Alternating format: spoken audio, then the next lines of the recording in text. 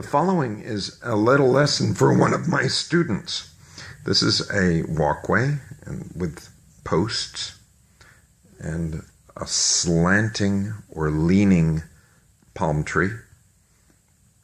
We're looking at a picture in the Florida Keys. These could be boards, and there's sand, and I'm looking out at the horizon.